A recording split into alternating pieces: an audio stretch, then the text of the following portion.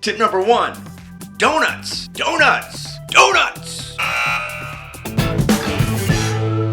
Welcome to my back door. This will be our new backdrop now because I get good light and it's the only place that's largely unmolested by inspirational sayings that are covering all the other walls in our house. Alright race fans, Brian Davis Races. Today I'm going to show you a quick, easy little breakfast. I picked up some of these from another YouTube guy the other day, but we're going to smash a banana. It's a good way to sneak in a lot of fruit. And the thing with fruit is you get a lot of fiber, so not to go all durian rider on you, but I picked up a lot of tips from him, and they seem to work really well for me. So after the holidays I started doing a lot more fruit and ended up getting my weight right back down to where it belongs. Lickety split, so that worked out pretty well. Fruit doesn't always last the longest, so my wife signed up for this fruit share thing, so they bring organic fruit to where she works actually and drop it off there. And then once a week we know we're going to get a delivery of fruit. And that's been great, as sort of forces you to use it up because you paid for it and it's expensive, so you should use it.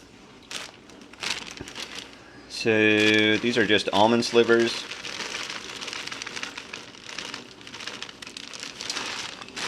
And a couple chia seeds.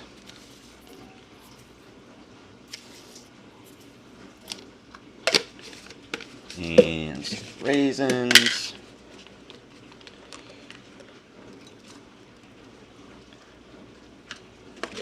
And this is the best part. Some of these coconut flakes on top. Makes it look pretty. Now, sometimes I add a second banana, or I'll add some yogurt. So today it looks like we have a little too much stuff.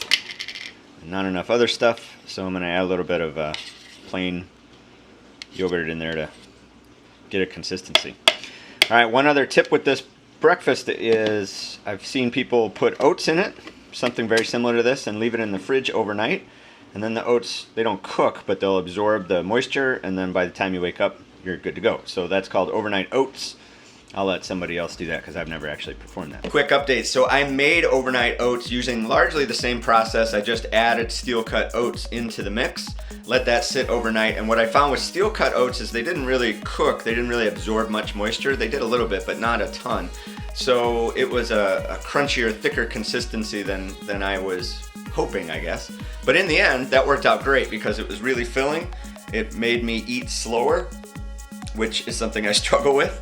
And then it gave time for my stomach to tell my brain to chill out. So it ended up being an awesome start to the day. So I ate that in the car on the way down to go to a swap meet, and I was gonna be working a booth all day selling stuff, so it gave me tons of energy and didn't make me starving by the time lunch rolled around. So top tip, check it out. Alright, let's review those tips. Tip number 1, if you do the overnight oat trick, it's a great way to use your brain the night before to make sure that you have a good meal the next morning, instead of waking up the next morning and trying to scarf down whatever's around.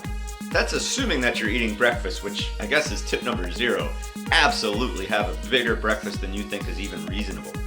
Alright, tip number 2, overnight oats are stout, they're really filling, or even the breakfast I made just on the fly. All that fruit gives you the fiber, the sugar, the carbs you need to really fill up. And tip number 3, having a breakfast like this curbs the desire later in the day to want to have tons of carbs. At least that's what it was for me. So last year when I started doing these, or the last couple weeks when I've really picked up the pace doing these types of breakfasts, huge difference between having a breakfast like that and how that equates to the afternoon. So normally about 4 to 5 o'clock, I start stuffing anything that's in a box and crunchy in this house into my mouth. And when I have breakfast like this, it really brings that level down. So I think my overall calorie intake throughout the day is much lower because I'm not tempted by junk food because I had a good solid foundation. All right, I'm not a nutritionist and I didn't stay at a Holiday Inn last night, so your results may vary, I guess. If you like what I had to say today, give me that thumbie, subscribe, or don't. And if you don't like what I had to say, bye-bye.